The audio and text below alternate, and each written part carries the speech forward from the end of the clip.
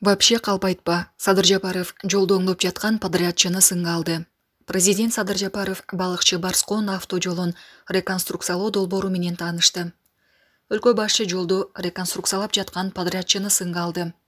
Жапаров бир катар тапшырмаларды берип, жасалып жаткан иштердин ыргагын басаңдатпоо зарылдыгын белгиледи. Ошондой эле сатып алуулар процессиндеги коррупциялык схемалардан толук арылуунун маанилүү экенин айтты. Битум да кымбаттап кетти. Основной баягы жолго битум кетет да. Битум да 2 эсеге чейин кымбаттады. Проценттик соотношение менен алганда 35%дан 180%га чейин кымбаттады. Качан алып атасыңар битумду азыр тоннасы?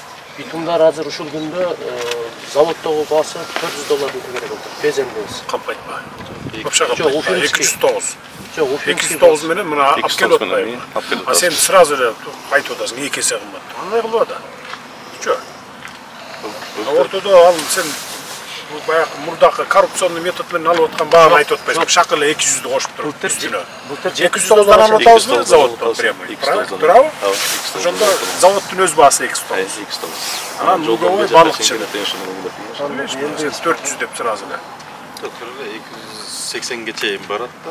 Бул просто сен былтыр былтыр мындай болгон да. Былтыркысында биз баа берип атканда 27 сом болчу баа, а былтыр 55 сомго чейин чыгып кеткен.